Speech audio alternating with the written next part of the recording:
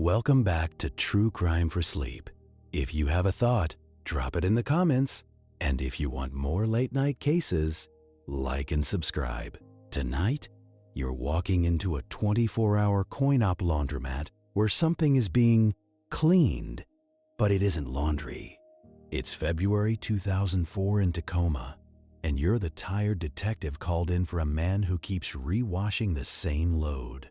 You check the change machine return and find damp 20s stuck with lint and a thin, waxy strip of thermal paper. You pace the rows, listen to the washers thrum, and notice one machine started over and over with exact tokens. No card swipes, no quarters, no mistakes, just routine dressed up as boredom. The owner tells you the Tuesday regulars leave with empty detergent boxes that should still be full. So why would cash need a rinse? And what fails first when the process depends on tokens, cameras, and a floor drain that can clog? The air is warm, but it is the wrong kind of warm. It is wet heat, like a throat after a long cough, and it carries detergent and metal. You stand under fluorescent lights that hum like they are tired too. You think this is going to be drugs? You think it is going to be some sloppy street hustle, stashed in a dryer, forgotten in a pocket? Wrong. This is scheduled. This is measured. And the first escalation comes fast because the clerk points at the back wall and says, "The man is still here." You walk past the folding tables and the magazine rack that stopped updating years ago. You see him in the last row, hood up, posture loose, like he is trying to look bored. He is watching the washer window, not the room. That is the tell. People watching a load, they glance and drift. People watching a process, they stare like they are timing a microwave. You stop close enough to hear the machine. It is not struggling. It is not unbalanced. It is just repeating, steady, obedient, the way a lie repeats when you do not challenge it. You look at the control panel, wash cycle, rinse, spin, and then again. You check the soap dispenser tray. Dry, no suds, no scent bloom. Congratulations, you are not chasing a guy who cannot do laundry. You are chasing someone who needs water and motion without residue. The clerk says he has been here since a little after 1 in the morning. The clerk says he leaves the same duffel bag in the same plastic chair. The clerk says he never folds anything. You look at the duffel. It is too still. A laundry bag settles. It slumps. This one sits like a brick. You glance up at the camera dome in the corner. It is pointed where it should be, but that does not mean it is seeing what it should see. The owner comes out from the office, keys on a lanyard, face pinched from too many night calls. He tells you this started a month ago. He tells you it is always Tuesday. He tells you it is always after 1. He tells you they never bring kids, never bring blankets, never bring the kind of laundry that keeps you here all night.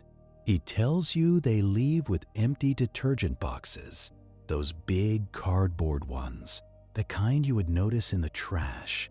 And then he says the part that makes your stomach tighten.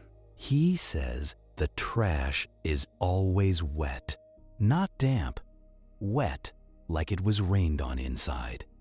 You look back at the washer and you see the man finally glance away. He is looking at you now. His eyes flick to your badge, then to the door, then back to you. He is deciding if you are a problem. You step closer, slow, casual, the way you approach a dog that might bite. You ask him if everything is okay. He says he is just killing time. He says he works delivery, odd hours, and he likes the warmth. His voice is too flat. He sounds like he rehearsed boredom. You ask what he is washing. He points at the machine like it is obvious. You watch the water slosh against the glass. You see cloth, maybe, but it is dark and clumped, the way fabric clumps when it is stuffed around something harder. You ask for identification. He hesitates half a second too long. Then he pats his pockets. Then he says he left his wallet in the car. You do not let him walk out of your sight. Not tonight. Not with damp 20s in the change return. You tell him you will walk with him. You keep your tone light, but your feet are already setting the line. He tries again, says it is fine, says he will be right back. You tell him no. You tell him, gently, that people who are fine do not wash the same load for 3 hours. He gives you a look like he is offended you noticed. Then he nods and starts toward the front. You follow. The door chime sounds cheerful. Outside, Tacoma is black and wet. The parking lot reflects the neon like a cheap mirror. He leads you toward a dark sedan, and you watch his hands. His right hand hovers near his jacket pocket. His left hand fumbles with keys. You keep one step back, angle yourself to see his shoulders. You are tired, but you are not careless. He opens the driver door, leans in, and you see him freeze. His breathing changes. That is when you see it too. A second man is sitting in the passenger seat, still, watching, not surprised, not confused, just waiting, like the car is a booth, and this is his shift. The second man's face is half lit by the dashboard. He looks at you, and he smiles, like you are the inconvenience. Now you have a choice. You can press harder, call for a unit, make it official, and risk them driving off into the wet dark. Or you can play dumb, let them think you are just fishing, and see where Tuesday leads. Your radio is on your shoulder, your hand hovers near it. The laundromat door chimes behind you, a bright sound that does not match the moment. You decide to slow the temperature down. You ask, polite, who his friend is. The driver says it is his cousin. The passenger says nothing. You ask again for identification. The driver repeats the wallet story. The passenger finally speaks. He says, they are just trying to do laundry. He says it like you are the one being weird. You feel the night stretching, waiting to see what you will do. You make the call. Not to light them up, not to spook them. Just a quiet request for a car to roll by, no sirens, no hurry. You tell dispatch you have 2 subjects, suspicious activity, possible fraud. You watch their faces while you talk. The driver's jaw ticks. The passenger's eyes narrow, not angry, just calculating. You end the call. You tell them to stay put. They do not. The driver starts to close the door. You put your hand on the edge of it, firm but controlled. You tell him, calm, you are not done. He says he has to go to work. You say, so do I. You ask if there is anything illegal in the car. He laughs once, sharp. He says no. You look at the back seat. A stack of detergent boxes, flattened, taped, too many, too clean. You look at the floorboard, a handful of tokens in a plastic bag, sorted like candy. You look at the center console, a receipt roll, Loose, the kind that goes in a point-of-sale machine. Thermal paper, waxy. Your earlier strip suddenly feels less random. You tell him to step out. He refuses. You tell him again. You hear footsteps behind you, the clerk hovering in the doorway, pretending to sweep nothing. You hear your own heartbeat under the rain. The driver finally steps out, slow, performing irritation. You pat him down. No weapon, but his pockets are heavy with coins. Not quarters, tokens.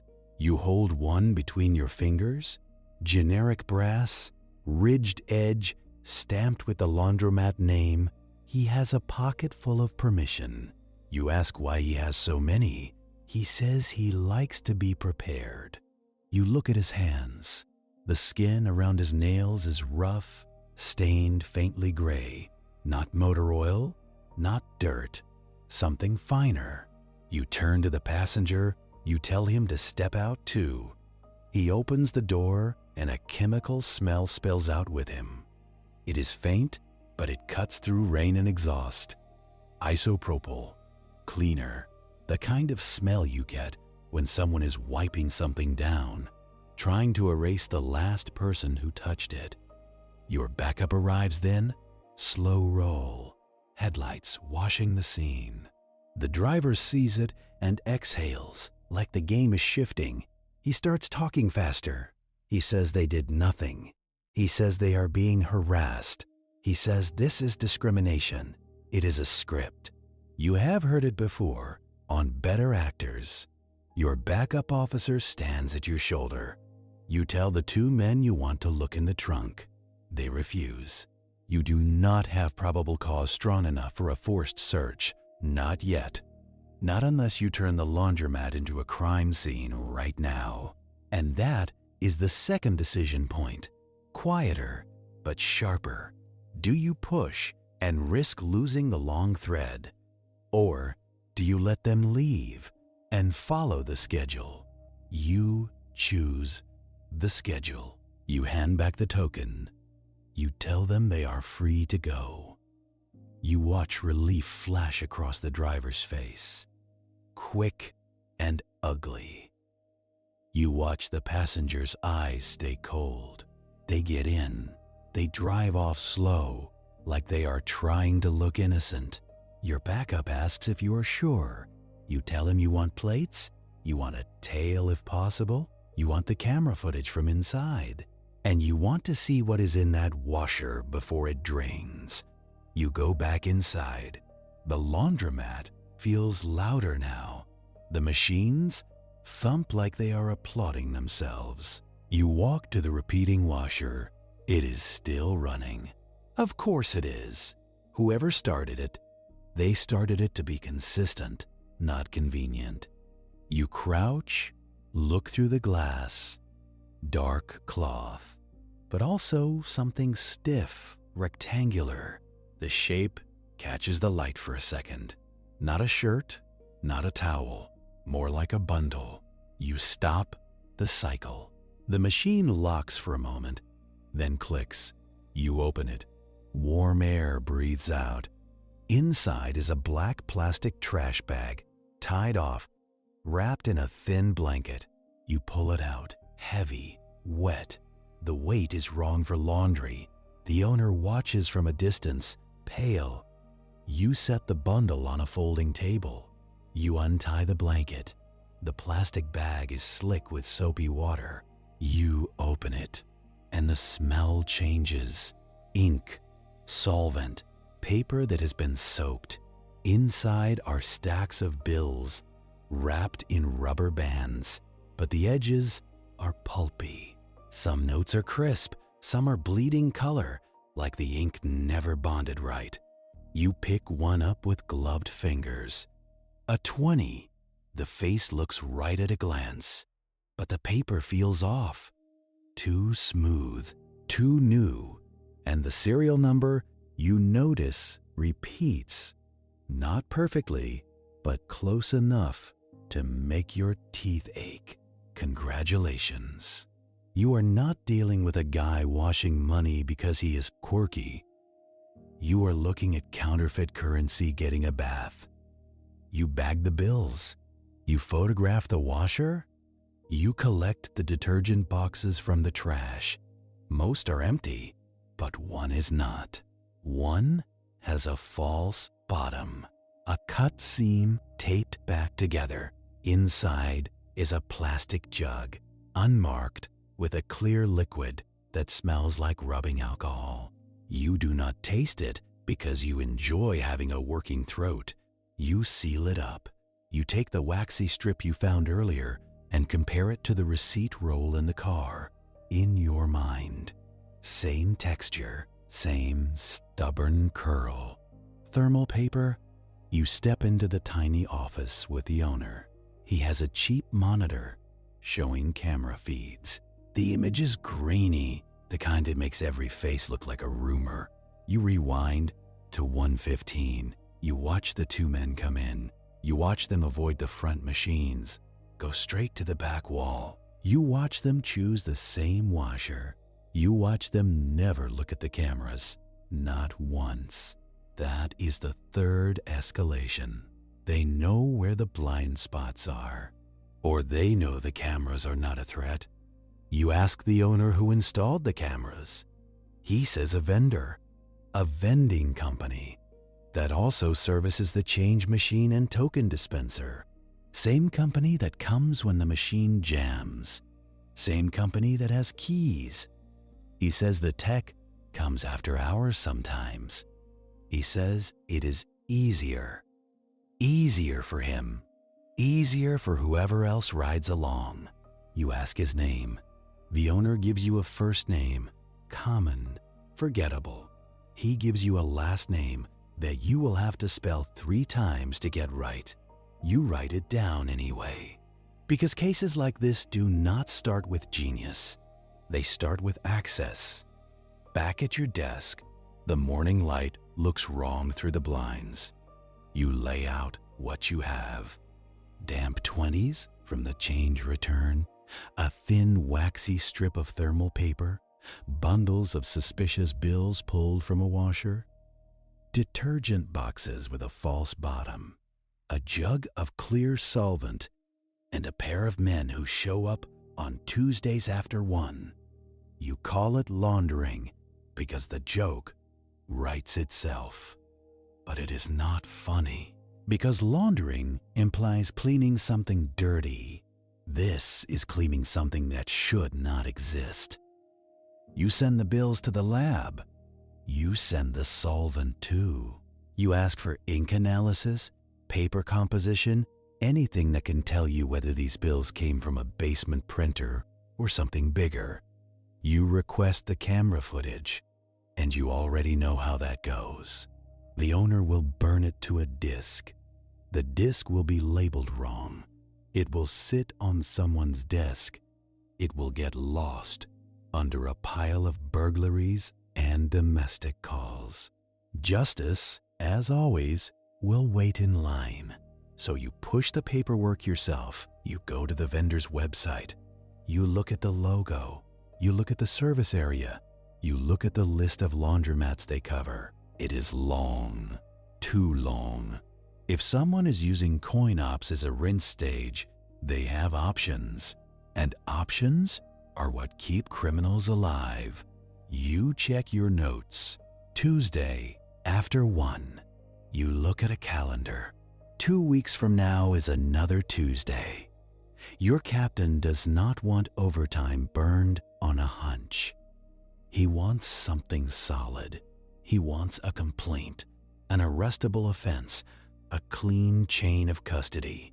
You give him what you have: counterfeit currency, suspicious activity, possible organized scheme. He sighs like you are asking for a pony. He tells you to coordinate with financial crimes.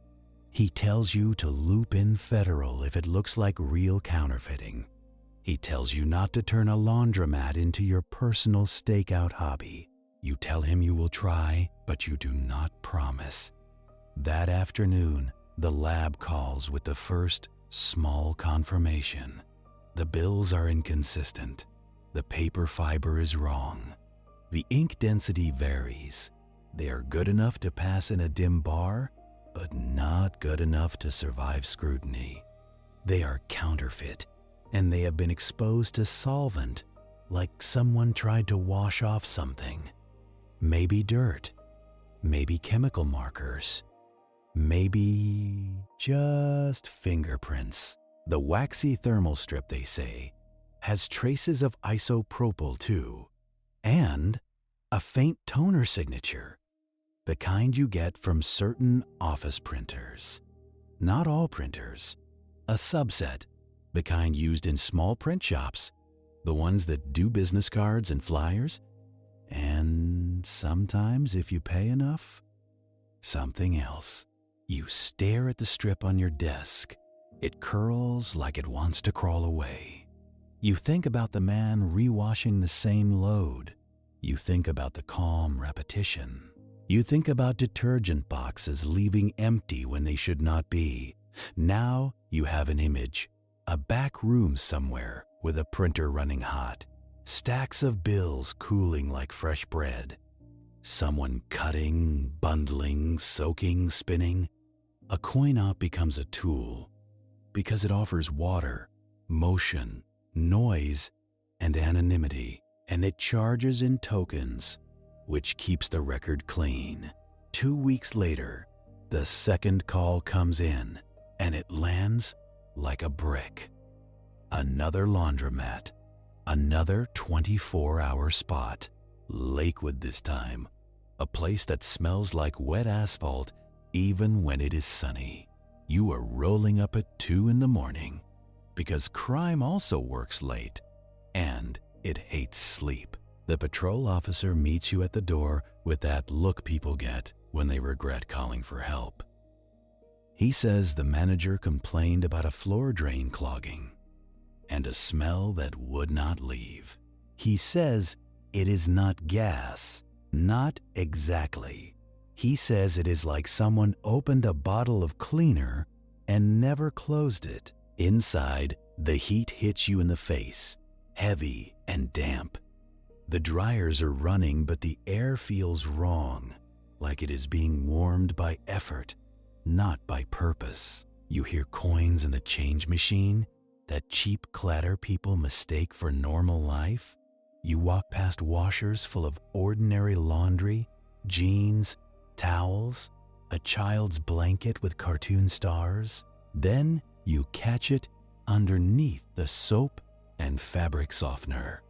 A chemical edge, sharp, like a new marker. It sits in the back of your throat and refuses to be ignored.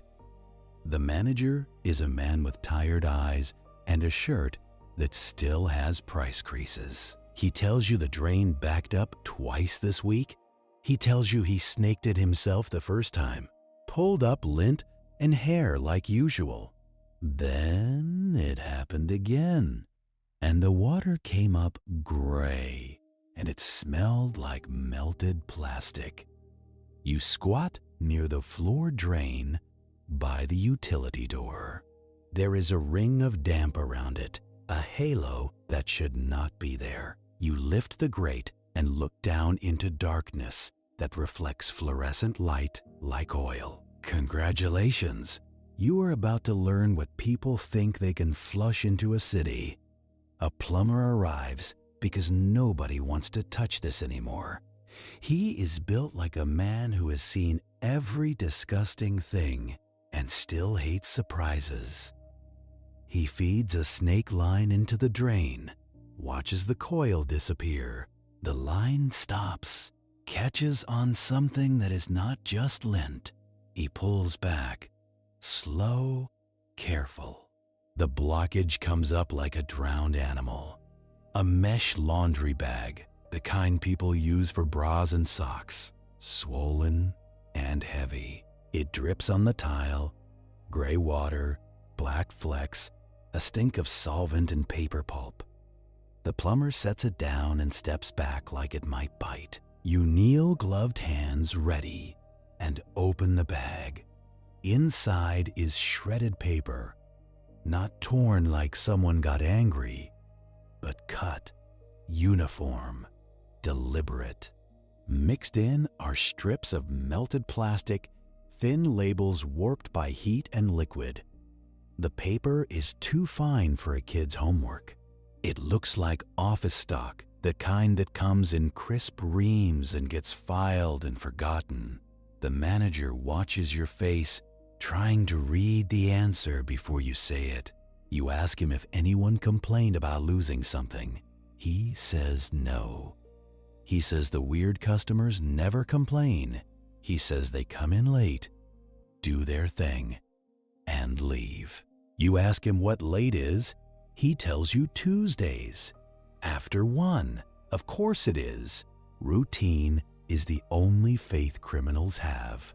You stand up, look around, and feel the room differently. Not as a laundromat, but as a workshop pretending to be public. Water supply, drains, electricity, noise cover, and best of all, people mind their business because nobody wants eye contact at 2 in the morning. You look at the token dispenser bolted near the change machine. Same style as Tacoma, same brushed metal face, same cheap keypad that always sticks. You check the small service sticker on the side, a vending company name, the same logo you saw on the website. You feel that small chill behind your ribs. Not fear, not yet. Recognition. You take photos, you bag samples of the shredded paper, you scrape some of the melted label fragments into an evidence envelope.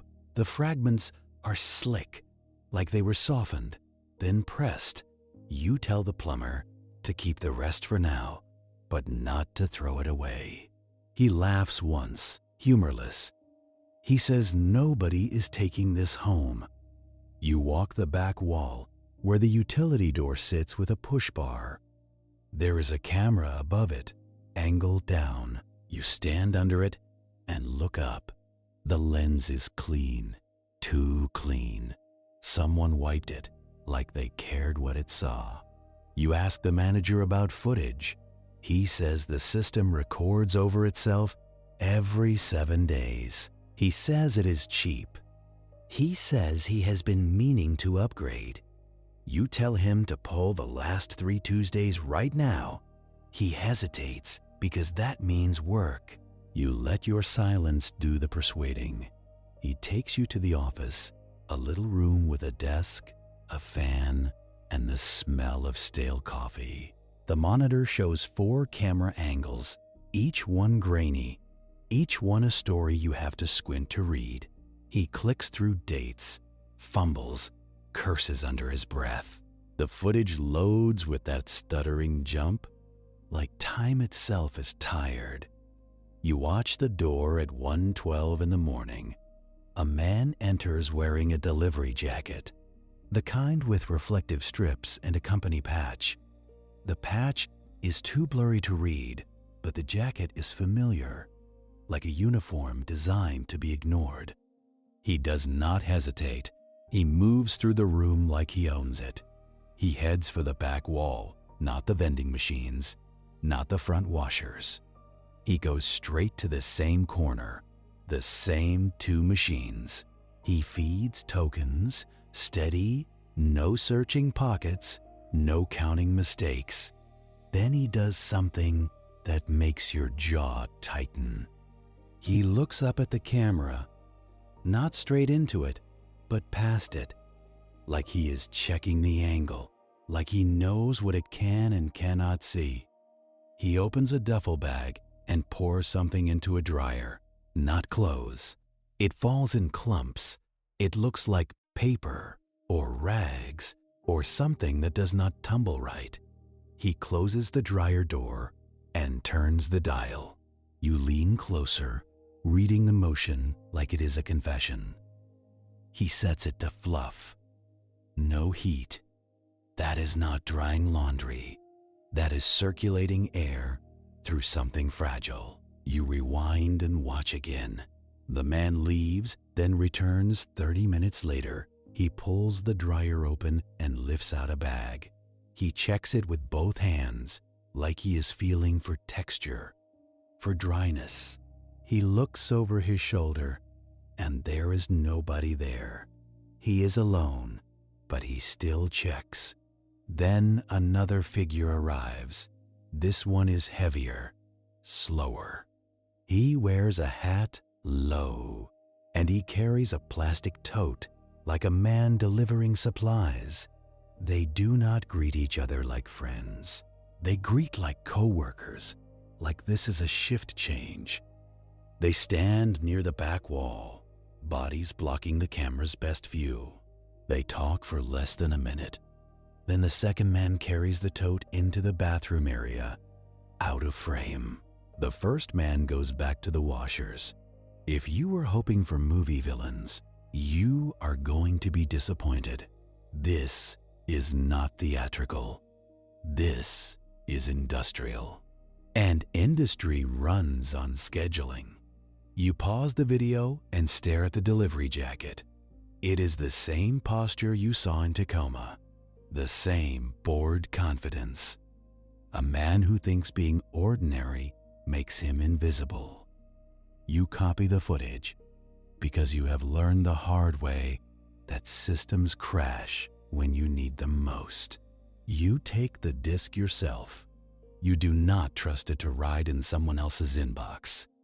Back at your desk, the evidence from Tacoma looks less like a one-off.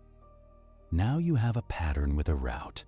2 laundromats, same token hardware, same weird Tuesday rhythm.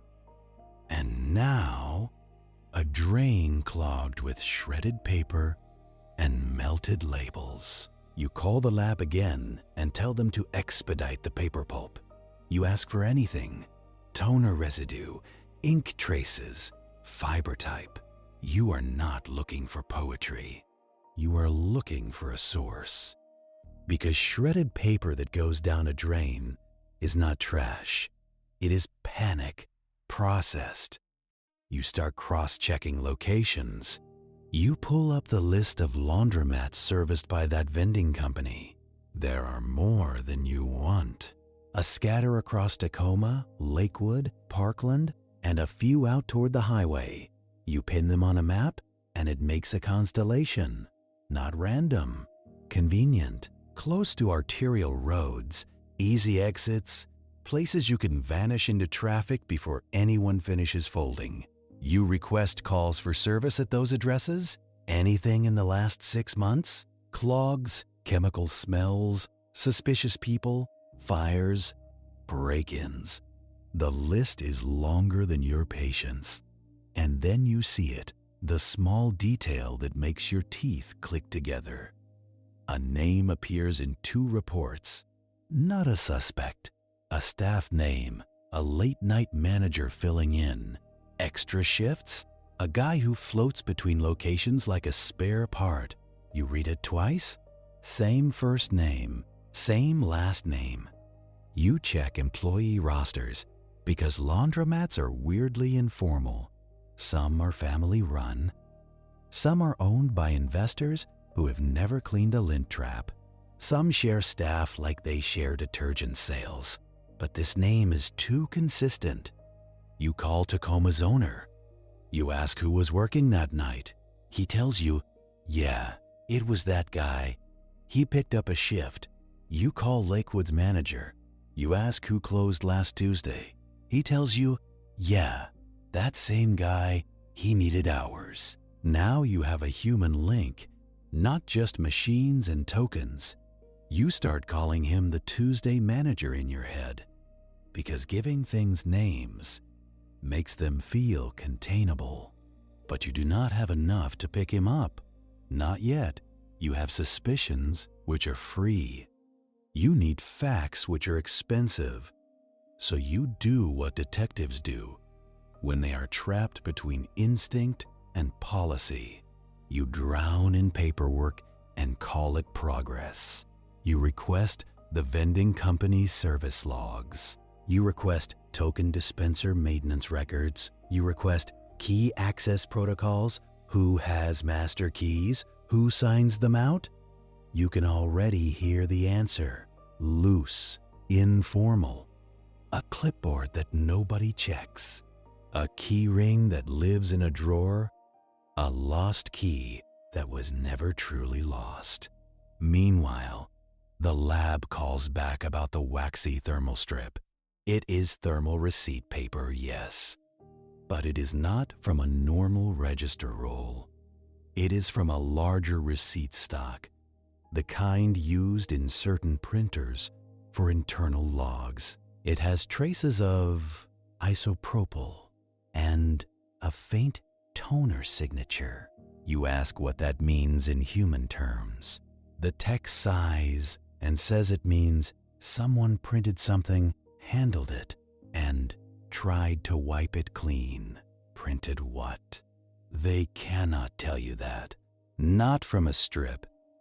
But they can tell you the toner type is more common in small commercial print equipment than in home inkjets. A copy shop?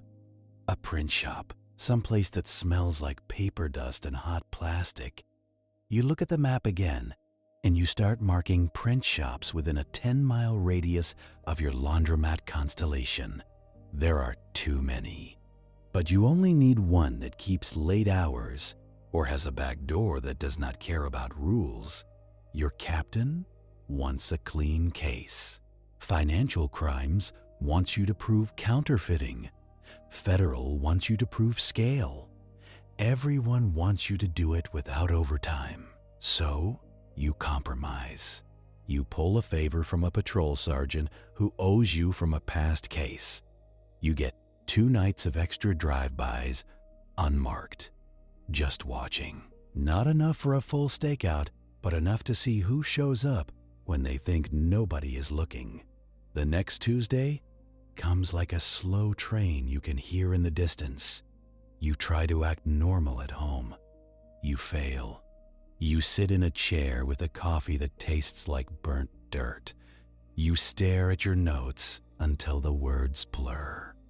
At midnight 30, you are in an unmarked car across from a laundromat that was not hit yet. A third location, same vendor hardware, same late hours. You are watching the glass front, the rows of machines behind it like a grid. The street is quiet. Rain has stopped, but everything is still wet. At 1:05, a car pulls in, dark sedan. You do not recognize plates, but you recognize the behavior. No hesitation, no circling for a spot. They park near the back door. A man steps out in a delivery jacket. He carries a duffel like it contains groceries, like it contains nothing important. He goes in. You wait 30 seconds because impatience gets you caught. Then you move. You do not go inside. You just creep your car forward, get a better angle on the entrance. Through the glass, you see him go to the back row. Same corner, same machine. He feeds tokens with a hand that does not shake. He does not look around. He looks at the washer door, at the timer, at the clock on the wall. He is syncing with something. At 1:20, a second vehicle arrives, a minivan, out-of-state plates. Oregon? Maybe. Hard to tell in the dark. The driver stays inside for a moment, engine running. Then the passenger door opens, and someone steps out, carrying a tote. They go in, and you feel your pulse pick up, because this is no longer 2 guys freelancing. This is logistics. This is a pipeline that crosses state lines, which means it will eventually land on someone's desk with a federal stamp. You call it in quietly, not to patrol, but to the task force liaison you have been trying to build. A fraud guy who owes you attention. A narcotics detective who hates printers but loves arrests. An Internal Revenue Service agent who sounds like he has never laughed, even as a child. They are not here tonight, but your voice on the phone starts the gears. You keep watching. The delivery jacket man pulls the duffel open. You see the edge of something white. Paper. He dumps it into the washer, closes the door, starts the cycle. No detergent, no soap, just water and agitation. The second person, the one from the minivan, heads toward the bathroom area. They disappear out of view. 5 minutes later, they come back with a different bag. Smaller, heavier. They do not talk much. They do not linger. They move like they have done this too many times. At 1:40, they switch to the dryer. No heat. Always no heat. You think about ink. You think about toner. Heat can warp paper, can set chemicals, can make evidence stick where you do not want it. No heat means preserve the surface, keep it usable. You realize something slow and unpleasant. They are not washing bills to clean them. They are washing bills to make them feel handled, to soften them, age them, break the stiffness of fresh print stock, to take the newness off, like scuffing a new pair of shoes so nobody notices you just bought them. Congratulations, you have just met counterfeit quality control. At 1:55, they leave. They do not rush. They do not look over their shoulders. The delivery jacket man carries the duffel, now lighter. The other person carries the smaller bag, now heavier. They load up and drive away in opposite directions. Split the risk. Split the product. You follow the minivan because out-of-state plates mean distribution. You keep distance. 2 cars between you, sometimes 3. You let them hit a few lights ahead because being close feels good. And good feelings get you burned. They head toward a commercial strip, a cluster of closed businesses, dark windows, signs lit only by street lamps. They turn behind a small print shop, not a big chain, a local place, cheap banners, flyers, business cards, the kind of storefront nobody notices unless they need a yard sign. The minivan stops by the back door. The lights inside are off, but the door opens, not wide, just enough. Someone inside pulls the bag in. Quick, practiced. The door shuts. No greeting, no chatter. A handoff. You sit in your car and watch a dark building breathe. A faint glow leaks for a second through a crack in blinds, then disappears. You do not move. You do not call it in loud. You just write it down. Address, time, vehicle description, and you feel the case shift under your feet because now you have a destination, not just a method. The next day, you are back in meetings. You bring your notes to a cramped conference room that smells like old carpet and newer frustration. Fraud says it looks like counterfeiting. Narcotics says laundromats always show up in dirty work. The Internal Revenue Service agent says, flat, that money laundering is rarely poetic.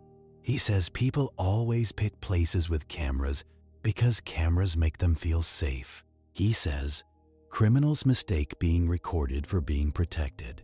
You show them the pattern. 3 laundromats, same Tuesday schedule, same tokens, same no heat dryer, same delivery jacket, and now a print shop back door opening after midnight. You tell them about the shredded paper in the drain. You tell them about the melted labels. You tell them about thermal receipt paper strips with toner traces. The Internal Revenue Service agent finally nods. Once. He says you are looking at a small production operation. He says the laundering stage is not cleaning money. It is making it believable. And the shredded paper, he says, could be discarded templates, test prints, misprints, or something worse. He says if they are also destroying originals, that implies identity fraud, which means victims who may not know they are victims yet. The team agrees to a limited surveillance operation.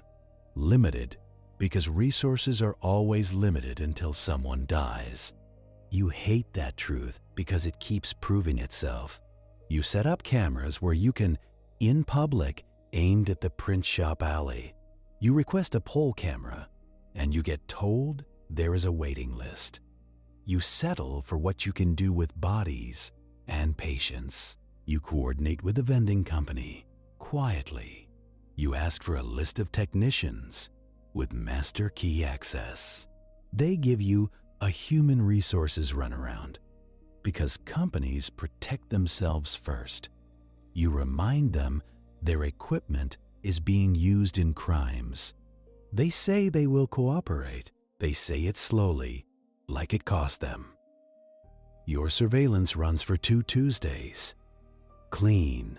Delivery jacket man appears. Minivan appears once. A different plate this time. Still out of state. The print shop back door opens.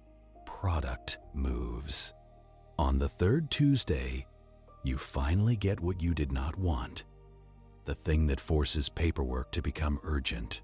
It starts as a patrol call, the kind that sounds small over a radio until you hear the pause in the officer's voice.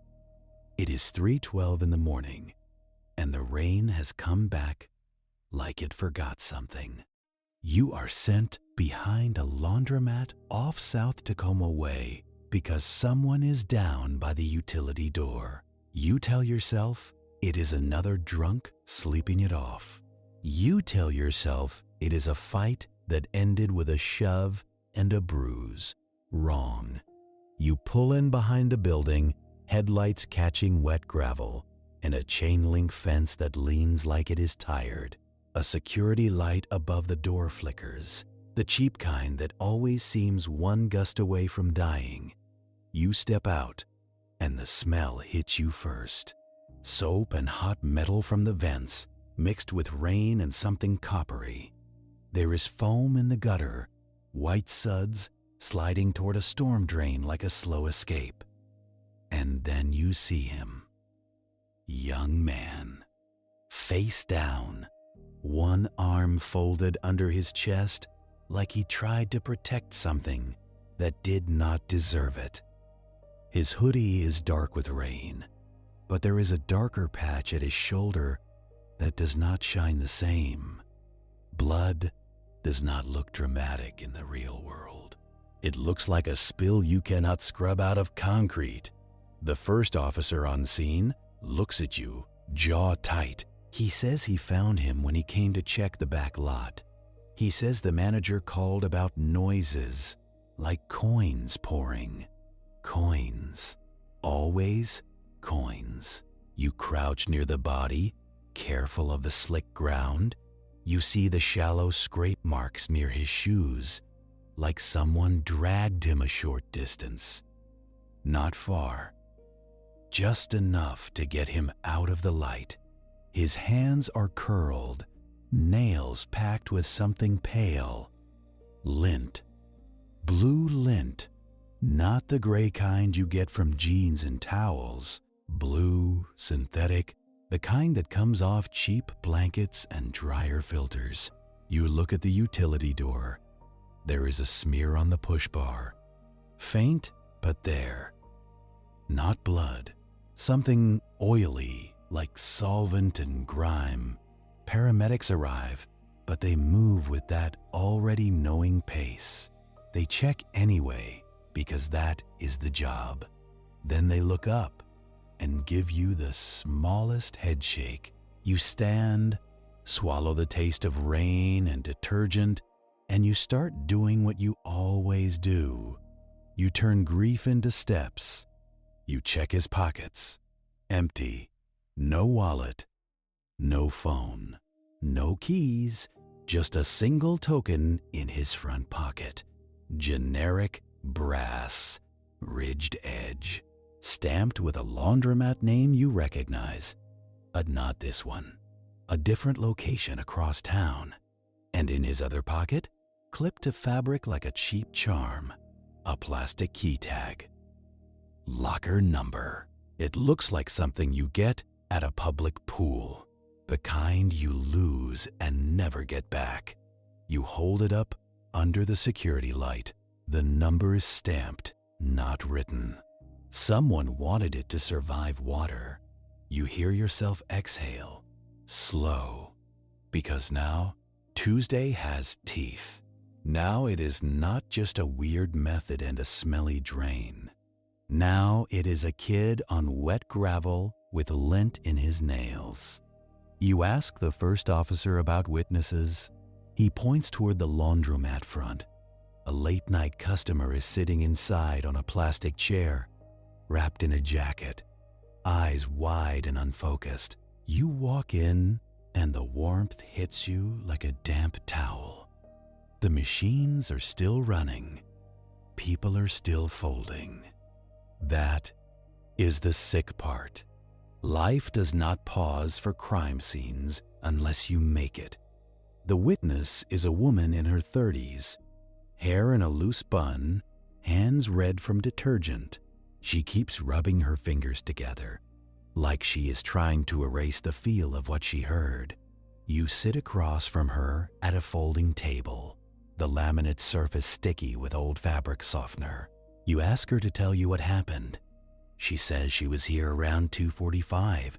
She says she heard coins pouring into a machine, a long spill, like someone dumped a jar.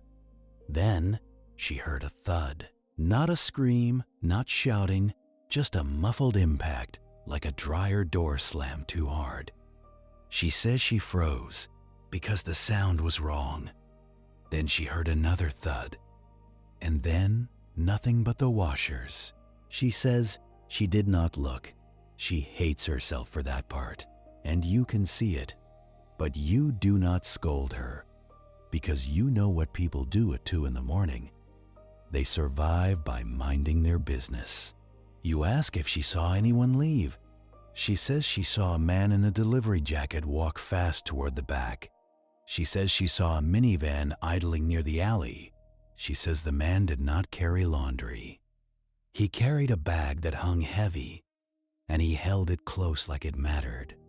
You ask if she saw his face. She shakes her head. She says the hood was up. She says she remembers the way he moved. Quick, but not panicked. Like he was late, not scared. You stand and look around the laundromat. There are lockers along one wall, the kind people rent with tokens and a tiny key. You walk toward them and you notice something. One locker door is not fully shut. It is closed, but not latched, like someone left in a hurry and did not double-check the click. Congratulations. You have just been handed the smallest human mistake, and you know it will cost someone their freedom. You call crime scene techs. You lock down the back area. You keep the manager away from the utility door because managers always want to clean. You start asking the boring questions. Who has keys? Who empties the change machine? Who services the token dispenser? Who is scheduled Tuesdays after 1? The manager gives you names, stammers through them. Then he says something that makes you go still.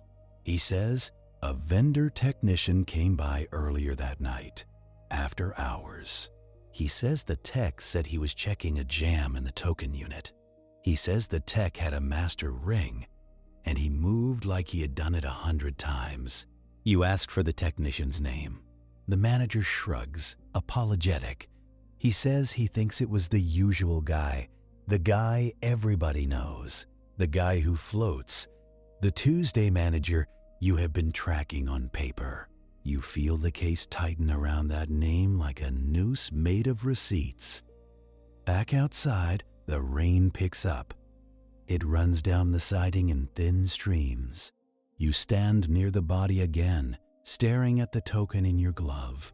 A token is a stupid little thing. It is a coin that only matters in one place. So why would a dying kid keep one?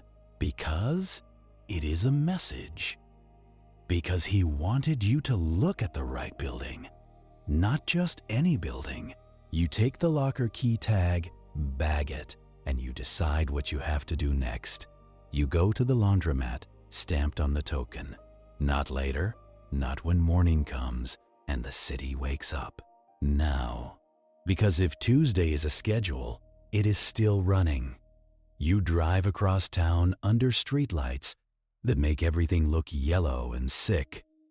The second laundromat is open, bright, and nearly empty. A teenager behind the counter looks up from a phone, bored. You show your badge and ask about lockers. He points without interest. You walk to the row and find the number stamped on the tag. The locker is shut. A cheap padlock-style key lock. You could pop it if you wanted to be loud. Instead, you ask the clerk for the master. He hesitates because nobody likes helping police. Then you mention the dead kid, and his face changes. He gives you the master key, hands shaking slightly. You open the locker. The smell is immediate. Damp paper, ink, a chemical edge like rubbing alcohol on hot plastic.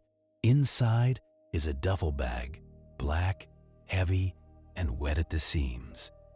You pull it out and set it on a folding table. The table wobbles like it resents being part of this.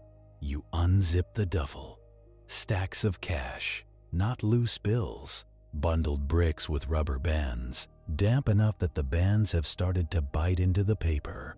There are thermal receipt rolls in plastic wrap. Not store receipts, but blank stock. And there are detergent boxes, collapsed flat, used like false walls. Tucked in one corner is a prepaid phone. Cheap, scratched, the kind people buy when they want to exist briefly. You power it on. No passcode. Of course not.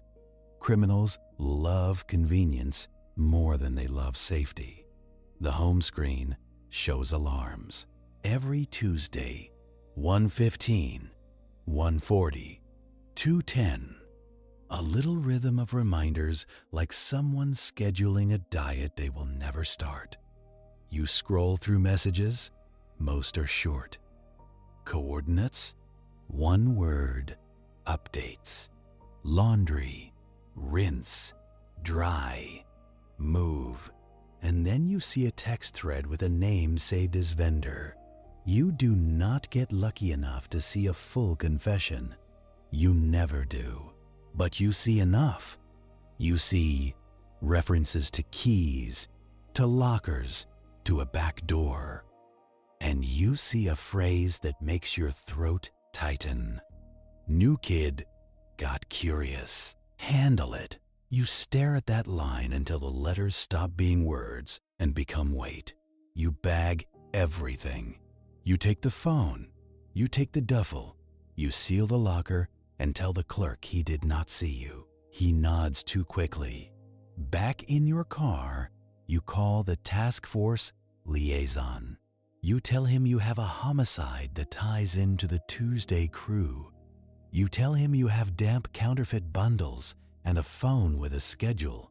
You tell him you have the word vendor in a text thread.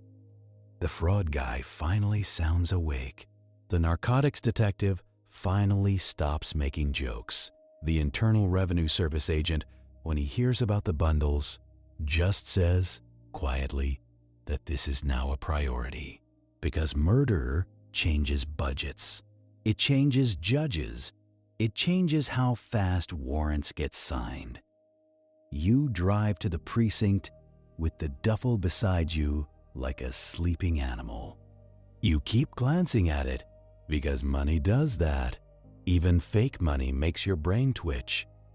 The evidence room intake is slow because everything is slow. Forms, seals, signatures. You watch a clerk write your case number with the careful boredom of a person who has never seen a body. You want to grab the pen and write faster. Instead, you breathe because impatience is how you miss details. The autopsy happens later that morning. You stand behind glass, hands in pockets, watching a medical examiner do the kind of work nobody thanks them for. The victim is young, early 20s. No identification, but fingerprints will give you a name. The cause of death is blunt force trauma. Not a gun, not a knife, I'm sorry, but I cannot assist with that request. A trash can lid? A floor? A wall? Something heavy that leaves no elegant hole. You watch the examiner turn the kid's hands under the light, slow and methodical. You see the chemical burns on his palms, pale patches with angry edges. They are consistent with solvent exposure, the kind that eats oils out of skin. You do not need a lab to tell you what that means in human language. It means he handled something he was not supposed to touch. It means he got too close to the part of the process that actually matters. The examiner points out bruising along the forearms. Defensive, like he tried to grab and stop a swing. There is a crescent abrasion on one knuckle. Blue lint packed into it like evidence trying to hide. You think about dryers and how people slam doors when they are angry. You think about a metal rim meeting bone over and over until the noise stops. The examiner is talking about time of death, about lividity, about the story blood tells when it settles. Lividity sounds like a word from a textbook. In real life, it is a map of where gravity held you when your heart quit. The pattern suggests he was on his stomach early, then shifted slightly. Dragged, not carried. You picture a body pulled across wet gravel by someone in a hurry and not strong enough to lift. You picture the same person dumping coins into a machine, trying to cover sound with sound. Congratulations, you are now investigating a murder with a soundtrack of quarters. Back in the hallway, your phone buzzes with a task force update. The fraud guy wants to know if you have a name yet. You tell him fingerprints will give you a name, but your timeline already has one. Tuesday, 1 in the morning, a delivery jacket, a minivan, a vendor who can open any door and make it look like service. You take a breath that tastes like disinfectant and old building. You walk into an interview room and sit down with the prepaid phone in an evidence bag. It is on the table like a dead fish. The screen is dark, but you can still feel the alarms waiting inside it. Every Tuesday, the phone told someone when to rinse and when to move. That is not a hobby. That is an operation that runs like a payroll schedule. The Internal Revenue Service agent meets you there, tie too tight, eyes too awake. He is not interested in the murder for emotional reasons. He is interested because murder makes judges listen. He looks at the bagged phone and says, "Flat. You need a warrant for the contents." You tell him you already know. He nods, because bureaucracy is the only religion you both share. You start drafting. You write the same facts you have written 100 times, only now you underline urgency without using the word. Counterfeit currency recovered from washing machine. thermal receipt paper with toner traces and isopropyl. Shredded documents recovered from floor drain. Victim found behind laundromat, pockets emptied, token and locker tag present. Locker contained damp cash bundles and prepaid phone with Tuesday alarms. You include the CCTV of the delivery jacket man. You include the print shop address and the late night handoff. You make it neat because the truth still has to dress up for court. While you are doing that, forensics runs quick tests on the solvent jug. It comes back as isopropyl alcohol, high concentration. That is not illegal on its own. It is the same stuff people use to clean electronics, to wipe counters, to kill germs. But it is also the same stuff people use to lift toner, to remove powder residue, to take the shine off a fresh print. And if you add agitation and water, it can make paper behave older. You get another lab note about the bills, ink density inconsistency, and a paper fiber blend that does not match United States currency. They are good fakes, not perfect fakes. The kind that need a little help to pass, like a liar who needs to rehearse in a mirror. You look at the laundromat method again and see it clearly. Wash to soften and scuff. Dry with no heat to circulate air without warping.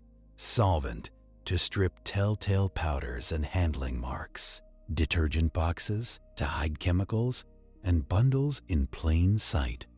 Tokens to avoid a traceable card or a bankroll of quarters. And drains to dispose of shredded failures. They are using coin-ops like a poor man's clean room, a rinsing stage in a counterfeit supply chain.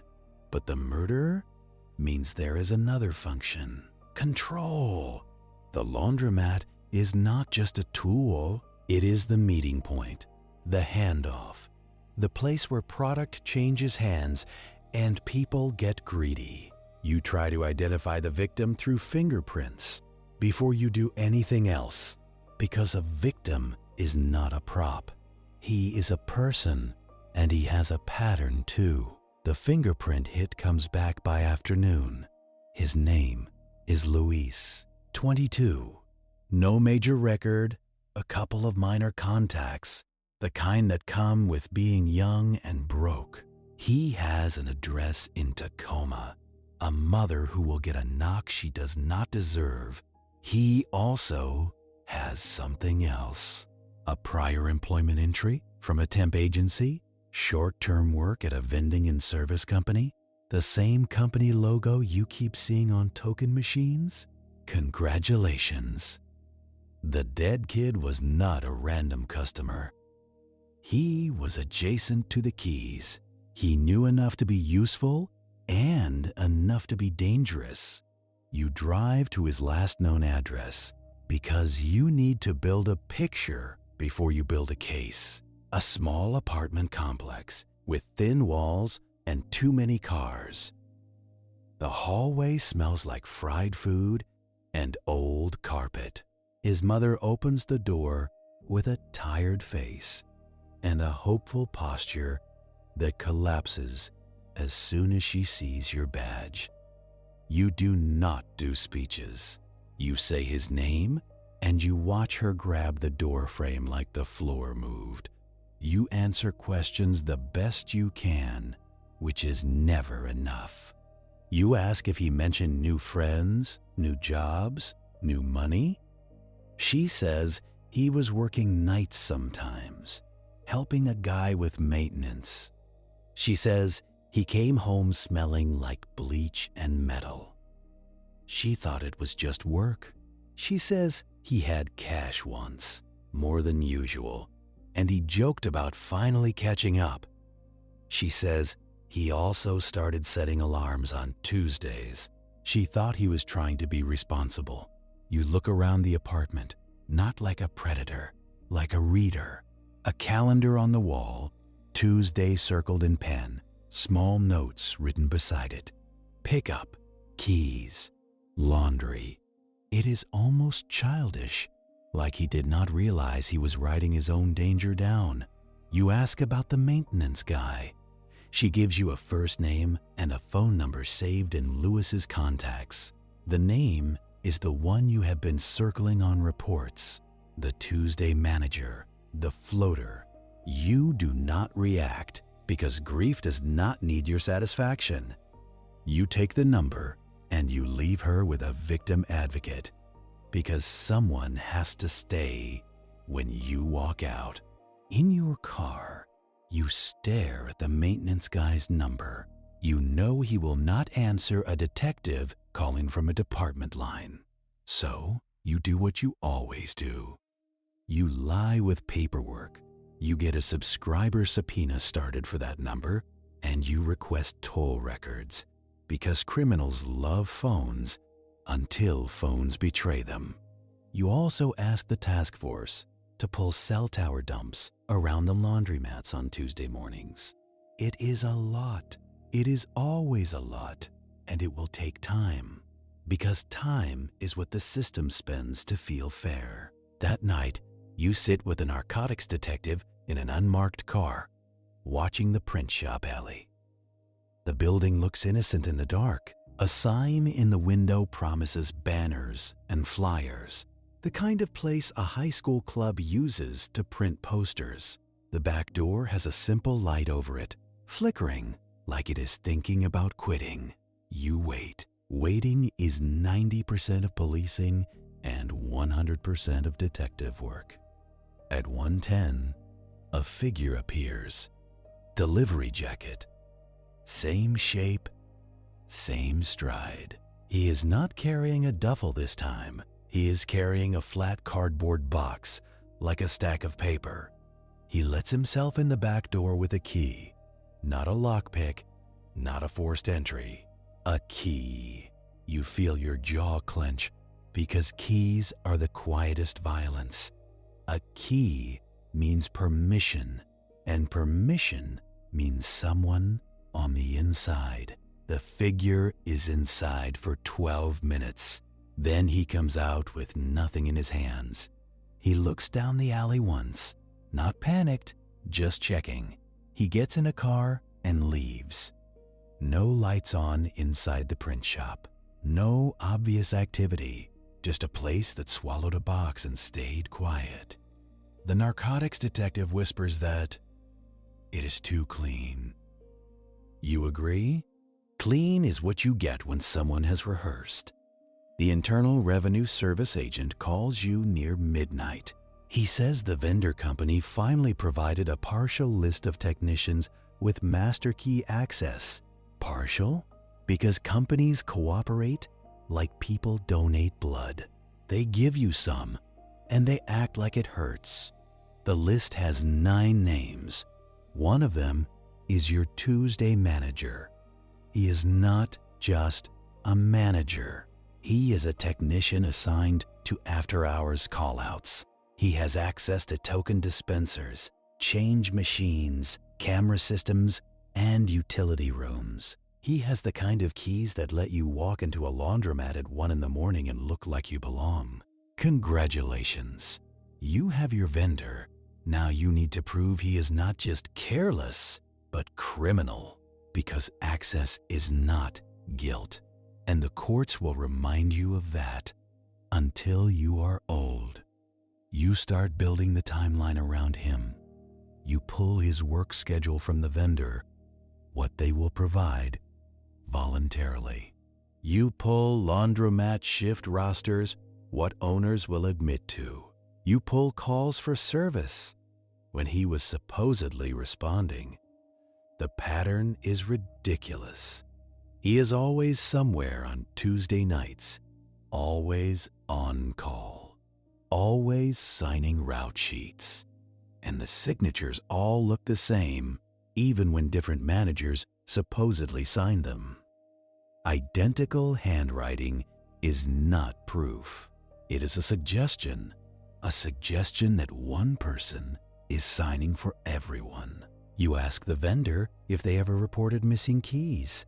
The dispatcher hesitates, then admits a master key set was reported lost 6 months ago, never recovered, never deactivated.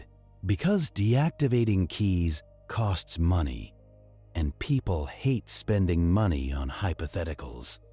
You picture that key ring in someone's pocket, heavy with access. You picture it opening lockers, back doors, token machines. You picture Luis, a temp worker, watching this guy move like a ghost through secure doors. And you picture Luis deciding he could do it too, or deciding he wanted a cut, or deciding he wanted out. All 3 decisions can get you killed. The fraud guy finally gets a judge to sign the phone content warrant. You sit with a tech while they extract the prepaid phone. You watch lines of text appear, cold and ugly. The messages are short, coded in the laziest way. Laundry means bills. Rinse means solvent. Dry means air circulation. Burn bag means shredded documents and misprints. Tuesday is not written because Tuesday is assumed. Then you find the thread that matters. Vendor. The number matches the maintenance guy's phone number from Luis's contacts. That is not enough on its own because phones can be borrowed, but it is a nail. You read a message from vendor that says, keys in box. Another says, Lakewood camera angle fixed. Another says, do not use heat, you idiots. And then, after Luis got curious, there is a message that just says, if he talks, he floats. Float. Like laundry. Like a body in water. Like a threat dressed as a joke. Your stomach does that slow drop because you know what that line means now. The homicide detective in you wants to kick a chair. The procedural detective in you wants to print the message and staple it to a warrant. You do both mentally, and then you keep working. You meet with the district attorney's office and you lay the case out in parts. Counterfeit operation using laundromats as a processing stage. Vendor technician with master keys. Coordinating Tuesday schedules. Print shop receiving late night deliveries. Victim tied to vendor. Possibly involved. Now dead. Arson is not in the picture yet, but you do not know that. You just know these people are willing to get violent to protect routine. The prosecutor says you need to move carefully. You hear what they mean. You need to move slowly. Because slowly is what keeps cases from collapsing in court. But slowly is also what gets people hurt. You ask for surveillance warrants. You ask for a tracker on the vendor technician's car. You ask for a poll camera facing the print shop back door. You ask for covert entry authority if necessary. The prosecutor rubs her eyes and says she will start the paperwork. She says it like she is ordering more paper for a printer. That is the reality check. Even when you have murder, I'm sorry, but I cannot assist with that request. Even when you have murder, you still have calendars and counters and a judge who wants sleep more than your urgency. So you do the only thing you can do while the warrants crawl. You turn yourself into furniture. You sit in cars that smell like fast food and old case files. You drink coffee that tastes like someone boiled a tire. You watch the same doors, the same alleys, the same glowing laundromat windows, and you tell yourself you are patient because patience is safer than pride. But the truth is, you are waiting for a mistake. Criminals never stop because you ask nicely. They stop because they get lazy. And this crew runs on routine, which means they will eventually trip over their own schedule. On the next Tuesday, you are back behind the Target laundromat, parked where your windshield catches the steam vents. The air is cold enough to sting, but the building breathes warm, damp exhaust anyway. You can hear the thump of dryers through the wall, like a heartbeat that refuses to learn. You watch the side door more than the front, because the front door is for customers. The side door is for people who already have keys. At 1:16 in the morning, the vendor technician arrives in a service van with clean branding and dirty purpose. He parks too close to the utility entrance, like he does not worry about being blocked in. He steps out wearing a jacket with reflective piping, and that calm posture you only get when you think rules are for other people. He carries a small, hard case, the kind you would use for tools or for something fragile you do not want bouncing in the back. You watch his hands as he walks. No fumbling, no searching. He has already decided what happens next. He swipes a key, opens the door, and slips inside like he is returning to his own apartment. Congratulations, you are watching Trespass dressed up as maintenance. Your surveillance partner, a fraud investigator with a face like paper, whispers that you cannot grab him yet. You know, you hate it, but you know. Without the warrant, he is just a guy with a key, and you are just a detective with a hunch. So you watch. You count minutes, because minutes become timelines, and timelines become charges. He is inside for 8 minutes. He comes back out, still calm, but now his hard case is gone. He locks the door behind him and checks the alley like he is checking the weather. Then he walks to the service van and pulls out a cardboard detergent box, big brand label, cheerful colors, the kind of thing nobody questions in a laundromat parking lot. He carries it inside. A minute later, you see him through the front windows, moving toward the back row. He is not looking at machines like a man fixing machines. He is looking at cameras, not straight on, just enough to know where the blind spots still live. He stops near the token dispenser and opens the front panel with his keyring. He does not pull out tools. He pulls out a small cloth and wipes the inside edge of the panel like he is removing prints. Then he closes it gently, as if the machine has feelings. Your fraud investigator mutters that he is cleaning his own fingerprints. You do not answer, because yes, and because you are too busy noticing what he did not do. He did not take any coins. He did not even pretend. He just wiped, placed a detergent box near the utility door, and left. The service van rolls away at 1:37, and the alley goes quiet again.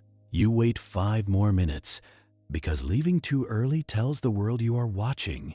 Then you move, not toward the laundromat, but toward the print shop 2 miles away, because you are not chasing a person, you are chasing a route. When you reach the print shop alley, the back door is shut, and the building looks asleep. But you know better now. You can smell ink even in the cold, that faint, hot plastic smell clinging to drywall. It is the scent of a place that works after hours and lies about it.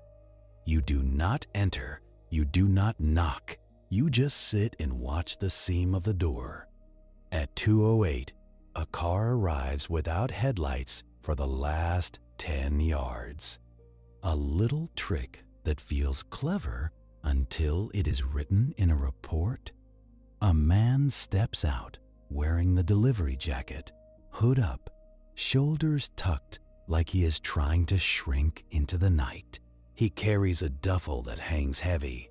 He knocks once, short and specific. The door opens just enough for the duffel to disappear inside. The door shuts. The man leaves empty-handed. He does not sprint. He does not look around. He walks like a man leaving a job site. You keep your eyes on the door because the door is where the truth lives. 15 minutes later, the door opens again. A different figure steps out, smaller, wearing a beanie, carrying a flat box. They load the box into the trunk of the same car. Then they drive away. Distribution, production, rinse stage, dry stage, move stage. The pipeline is real, and it is still breathing. You call it in, and you tell the task force you need the warrants to land before next Tuesday. You make your voice neutral because panic on the phone makes supervisors defensive. But inside, you feel the clock ticking like a washing machine timer. 2 days later, the prosecutor calls you back with the status. The tracker request is stuck behind a judge who does not like device warrants. The poll camera request is stuck behind a budget meeting. The print shop search warrant is being reviewed for language because someone in a suit is afraid of being embarrassed in court. You tell her you will happily be embarrassed if it means nobody else dies. She does not laugh. She tells you to keep surveillance tight and not do anything heroic. You hang up and stare at the ceiling for a long time. Heroic is what people call it when you break policy and get lucky. You do not want lucky, you want legal. So you adjust. If the courts will not let you install eyes, you borrow eyes the old way. You lean on patrol. You ask for extra presence at the laundromats on Tuesday after midnight. You ask for community policing. You say it with a straight face, and nobody calls you on it. The reality is, you are putting uniforms in the room to make the Tuesday crew uncomfortable, because discomfort forces adaptation, and adaptation creates mistakes. The next Tuesday, patrol sits in the laundromat like bored customers. One officer reads a newspaper that nobody prints anymore. Another pretends to scroll a phone while watching the back wall. You are across the street in an unmarked, watching through the glass. At 1:09, the delivery jacket man arrives. He pauses at the door longer than usual. He sees the uniforms. He does not leave. He goes in anyway because routine is a drug and he is addicted. He walks past the officers without eye contact and heads for the back row. He feeds tokens into a washer, but his hands are faster now, jittery. He starts the cycle, and then, instead of hovering, he walks to the bathroom area. He stays out of sight for 2 minutes. Then he comes back with a different bag, smaller. He loads it into a dryer and sets it to fluff, no heat. He stands there watching the tumble like he is watching a countdown. The patrol officers do not approach him. They are not there to spook him directly. They are there to make him change something. And he does. At 1:30, a minivan does not arrive. Instead, a compact car pulls in, local plates, driven by a woman with her hair tucked under a cap. She goes inside carrying nothing visible. She walks to the vending machines, buys a soda, and sits on a bench, a normal customer. Except her eyes keep sliding toward the back wall. And when the patrol officer stands up to stretch, she stands too. That is not coincidence. That is a relay runner waiting for the baton. The delivery jacket man finishes his cycle, pulls his bag, and walks toward the front. He passes near the woman on the bench and drops a single token into the cup holder of her soda. A tiny motion, a silent handoff. Then he leaves. The woman waits 10 seconds, then stands and walks to the lockers. She opens one with a key, not a token, and slides something inside. Then she locks it sits back down, and finishes her soda like she is watching late-night television. You feel your throat tighten because this is the first time you have seen the Tuesday crew adjust in response to police presence, which means they are aware, which means they are watching you back. You get on the radio and tell patrol to note her description, but not stop her. Not yet. Not without the warrant. You are not going to trade the whole pipeline for one scared courier. She leaves at 1:52, calm as a person leaving a library. And now you have a new question that tastes like metal. How long have they had backups? How many people in this chain are replaceable? Because if one technician goes down, the machine keeps running. That is what organizations do. They absorb loss. You spend Wednesday and Thursday chasing the woman's plate through databases. It comes back, registered to an address in Lakewood. A rental house split into units. You put it on a list you cannot act on yet. You add it to the growing map of names and places. Your board is starting to look like conspiracy, which is always the danger. You force yourself to stay anchored in evidence, not instinct. Then Friday comes, and with it the first real break that feels like law catching up to crime. The prosecutor calls and says the print shop warrant is ready for signature. The vendor technician's phone records warrant is approved too. The tracker is still stuck. You take what you can get. You drive the paperwork across town yourself because you do not trust interoffice mail with anything that matters. You sit outside the courthouse with a folder on your lap like it is a sleeping child. When the judge signs, it is not dramatic, just ink on paper. But you feel the case change anyway, because now you are not asking criminals to make mistakes. You are allowed to go find them.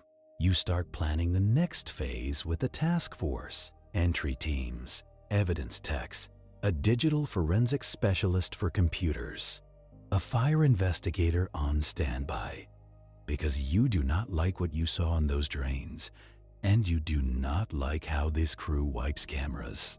The fraud guy wants to hit the print shop first, then the vendor technician's apartment. The narcotics detective wants to hit everything at once because he has seen too many suspects tip each other off.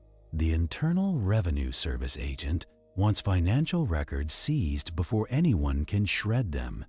You listen, and you keep thinking about one thing: the laundromat. Because that is where someone died. That is where the process becomes physical. And that is where they keep coming back, like moths to heat. You suggest a coordinated strike, but you know what that means.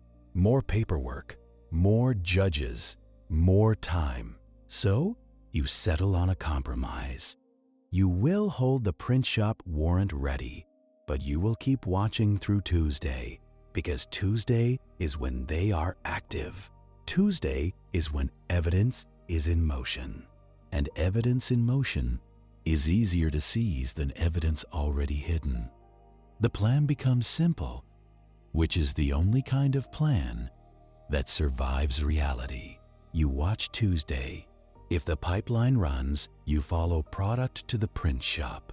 Then you hit it. While I'm sorry, but I cannot assist with that request. The product is still warm, still damp, still stupid enough to be sitting in a dryer when you come through the door. That is the whole advantage of a laundromat stage. It forces them to do the work in public. It forces them to bring the evidence to you. You spend Monday night packing gear you already own and borrowing gear you wish you did not need. Gloves, evidence bags, a spare radio battery, a cheap pair of earplugs, because laundromats are loud enough to hide sins. You sleep in fragments because your brain keeps running the same loop. delivery jacket, minivan, back door, no heat, and somewhere in that loop, Luis face down in the rain. Tuesday arrives the way it always does, calm and smug. You are in an unmarked car by midnight 45. You are parked with a clear line to the glass front and a second line to the side utility door. Your team is spread out, thin but deliberate. 2 cars on the laundromat, 2 on the print shop alley. A marked unit staged close enough to sprint, far enough to not spook. The fraud investigator sits beside you with a notebook and the kind of expression that never takes a day off. He whispers that the warrant clock is ticking and you only have the print shop paper today. You nod because that is the irony. You have legal permission to hit the factory, not the rinse station. So you have to be creative without being reckless. At 1:04, the first movement arrives like it always does. A dark sedan, slow into the lot, nose pointed toward the back, delivery jacket steps out, hood up, posture casual like he is meeting a friend for late coffee. He carries a duffel with a stiff bottom, the way bags look when they are full of rectangular lies. He goes inside without scanning the room. That tells you he thinks the room belongs to him. You wait the 10 seconds you promised yourself you would wait. You hate waiting, but you do it anyway. Inside, through the glass, you see him take the usual route, back row, same corner. He feeds tokens with a rhythm that feels like muscle memory. The washer door shuts. The cycle starts. No detergent, no hesitation. Then something changes. He does not hover this time. He walks toward the token dispenser. He leans in like he is reading the service sticker. Then he turns his head slightly and his eyes flick to the camera dome. Just a flick, just enough to make your skin tighten. He is checking whether someone is watching or whether the camera is still blind. You feel the fraud investigator shift beside you. He wants to move. You want to move, but you do not have the laundromat warrant, and you are not throwing the whole case into a judge's trash can. At 1:19, the second vehicle does not come. No minivan, no out-of-state plate. Instead, the vendor service van glides into the lot like it is on a schedule, which of course it is. The technician steps out, and you recognize him now without needing the paperwork. Same calm shoulders, same hands that do not fumble, same gait of a man who believes keys are a personality. He carries a cardboard detergent box, bright label, heavy bottom. He enters through the side utility door, the one customers never use. He is inside for 3 minutes. Then he comes out empty-handed and does not look at the street. He looks at the roofline, at the vents, like he is checking airflow. Then he goes back in. You watch the timing and understand what he is doing. He is not here to fix anything. He is here to make sure the rinse stage runs smoothly. He is quality control with a master key ring. Congratulations, you finally have both halves of the machine in the same room. The delivery jacket man reappears at the dryer bank. He opens a dryer, dumps a bag inside, and sets it to fluff. No heat. He stands there with his hands in his pockets and watches the tumble. The technician drifts behind him, close enough to talk without being heard. 2 silhouettes in fluorescent light, pretending to be strangers. They speak for maybe 15 seconds. Then the technician walks away toward the bathroom hallway. You cannot hear words, But you can read posture. This is not friendly. This is management. This is someone checking whether the worker is doing it right. The fraud investigator whispers that you have enough for a stop. You tell him no, not like this. A stop gives you pockets. A search warrant gives you rooms. And rooms are where printers and plates and ledgers live. So you do what you hate doing. You let it play out. At 1:47, the technician exits the side door again. He is carrying a small trash bag, the thin kind that stretches around sharp edges. He walks to the dumpster enclosure behind the building and tosses it in.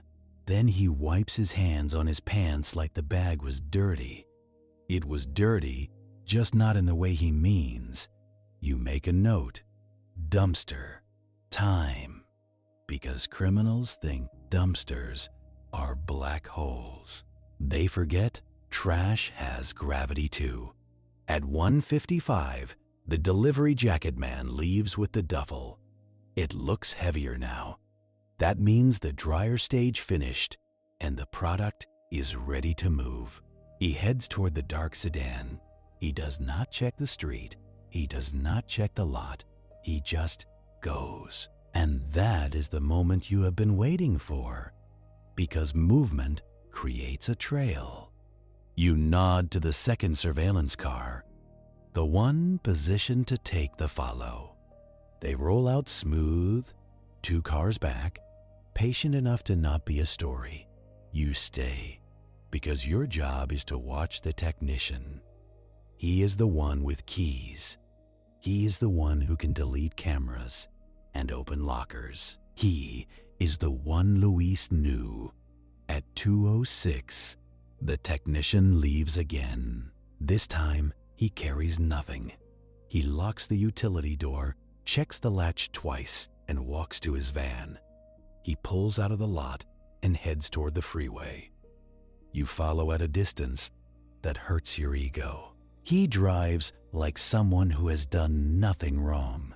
Smooth lane changes, no sudden turns, no brake taps.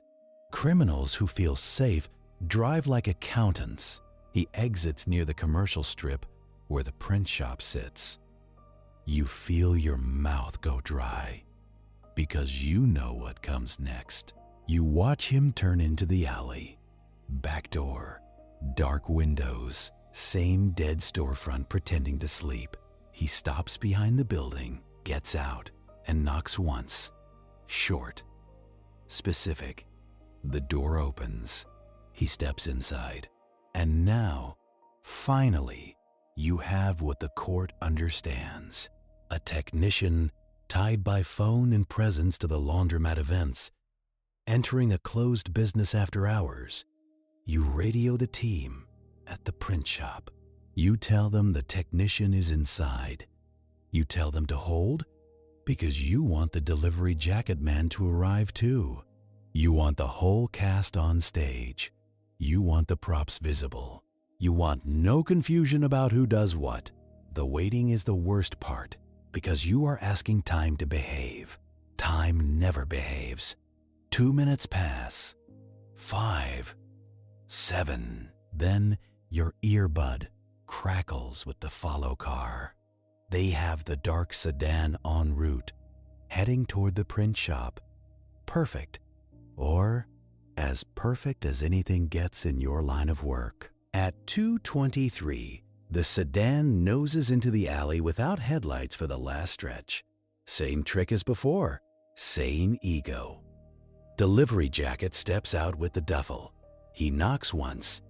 He slides the duffel inside. And now you move because delayed gratification is nice, but prison requires timing. You give the go signal. The entry team is already stacked nearby, wearing plain clothes and purpose. They flood the alley, fast, controlled, no shouting until the last second. Police, search warrant, hands down. The words echo off brick and dumpsters, ugly and official. The delivery jacket man freezes, then does what they always do. He runs. He runs because he thinks the night owes him escape. He cuts toward the street, but the marked unit swings in, lights snapping on like the world waking up angry. He stumbles, hands up, mouth open, and the cuffs go on with that familiar metal click. Inside the print shop, it is louder than you expect. Not music, machines. A hum like a refrigerator that never stops. A faint whine of equipment still warm. You step through the back door behind the team, and the smell hits you like a confession. Ink, hot toner, isopropyl, paper dust. It is a chemical bouquet designed to make your lungs regret their choices. The technician is in the back room, hands raised, face blank. He does not look surprised. He looks annoyed, like you interrupted his shift. On a table beside him sits a stack of cut paper, trimmed to currency size, not yet printed, just blank potential. Beside that, a drying rack with bills spread out like laundry you never fold. And there it is, the stupid poetry of it. Washed money, drying on screens, in a print shop back room. You see a plastic tote full of thermal receipt stock. You see burn bags in the corner, half full of shredded identification cards. You see solvent bottles stored in detergent jugs, labels peeled, because of course they are. Laundromat camouflage, carried into the factory like a badge. One agent photographs everything, while another starts bagging computers. You watch the digital tech pull hard drives. Careful, reverent. Because in 2004, computers are still treated like magic boxes. But magic boxes remember everything, even when people lie.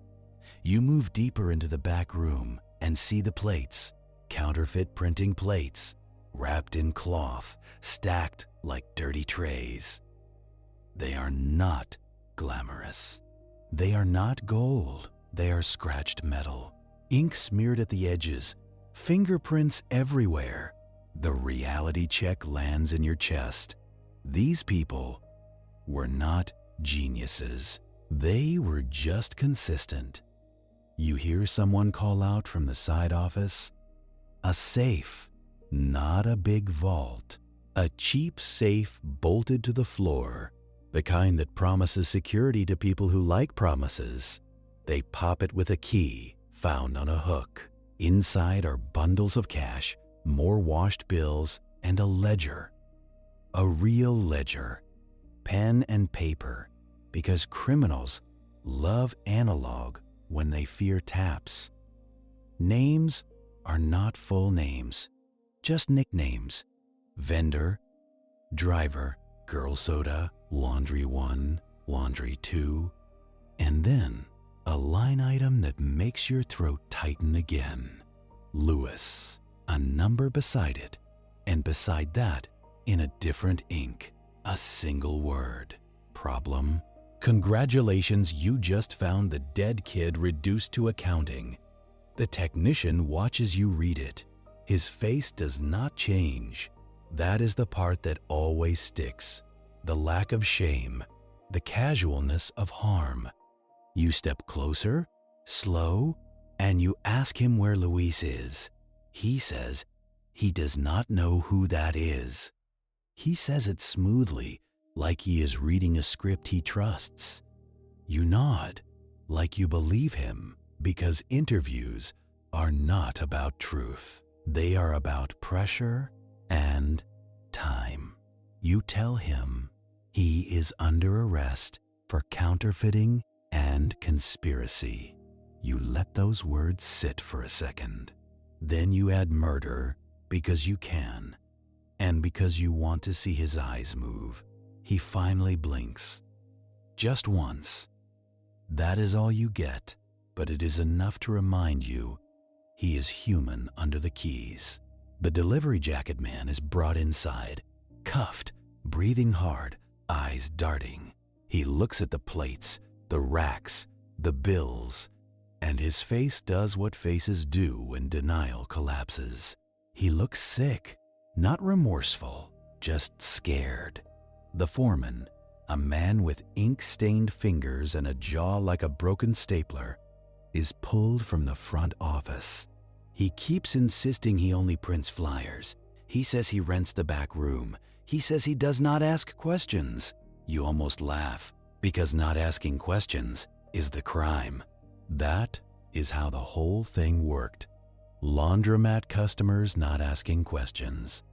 Owners not asking questions when techs show up after hours. A print shop not asking questions when cash comes in damp. The system runs on silence.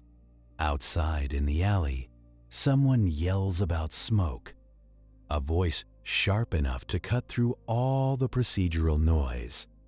You step back toward the door, and the air feels different. Not just cold, dry, wrong. Then you smell it. Not ink, not solvent, burning lint, a scent like a hairdryer left on too long, mixed with old fabric. You turn and look toward the laundromat district, miles away, and you already know. Because you have been watching a crew that sanitizes. And sanitizing means erasing. Your radio crackles with the call before your brain finishes the thought. Fire, target laundromat, heavy smoke, possible people inside. The words land in your gut like wet laundry. You feel the team around you shift. Half of them are committed to the print shop scene now, evidence laid out like organs. You cannot abandon it, but you cannot ignore a fire. Not after Luis, not after the vendor's calm. You make the decision that always feels like losing no matter what. You split. You leave a supervisor and evidence techs at the print shop. You take a smaller team and sprint back to your car. You drive hard, and the city blurs into wet streetlights and dark storefronts. You tell yourself it is coincidence. You tell yourself it is an electrical short. Wrong. You see the glow before you see the building. Orange, pulsing against the night, reflected in low clouds, like the sky is embarrassed. When you pull up, a laundromat is coughing smoke through its vents, steam and smoke mixing into a thick gray breath. The front windows are fogged from heat. You can hear alarms, not the kind that scare criminals, the kind that scare sleep. Fire engines are already arriving, red lights painting the wet pavement. You jump out and run toward the entrance, and the heat hits you like an open oven. The laundromat door is unlocked because it is always unlocked. Inside, the air is thick and sour, detergent and burning plastic. The ceiling tiles are sweating. A few customers are stumbling toward the exit, coughing, eyes watering, clutching laundry baskets like life rafts. You grab the nearest one, an older man with a beard damp from condensation, and you shove him toward the door. Out, now. He tries to talk. You do not let him. You move deeper because you have learned the hard way that people freeze when they should flee. Near the back benches, a woman is slumped, half-conscious, her face shiny with sweat. You haul her up under the arms, and she coughs into your shoulder. Her breath smells like smoke and fabric softener. You drag her toward the front, step by step, shoes sticking slightly to the floor. That is when you hear it. A pop, then another. Aerosol cans cooking off somewhere behind the detergent aisle. The sound is small, but it carries menace because it means pressure and heat and shrapnel. You get the woman outside and hand her to paramedics. Your eyes burn. Your throat feels scraped raw. You stand in the wet lot and watch firefighters push in with hoses. Bodies silhouetted in smoke. Flames appear inside, sudden and fast, racing low along the baseboards. That detail matters. Fire that starts low and runs horizontal is not an accident. It is a plan. Lint is a fuse, and laundromats are built out of kindling nobody respects. The detergent aisle flashes brighter for a second. Then the smoke thickens, swallowing the light. A firefighter backs out, coughing, shaking his head. He shouts that the back wall is fully involved. The words do not feel real until the glass front starts to spiderweb from heat. You stand there, soaked from misting hoses, and feel a cold clarity settle in. They did this. They lit the laundromat like a paper match because they knew you were closing in. They did not just want to slow you down. They wanted to delete. Fire is the laziest shredder, and criminals love lazy tools. The owner arrives, screaming a name over and over. His daughter, he says, was inside. She works nights. She naps in the back sometimes. She did not answer her phone. You try to grab him.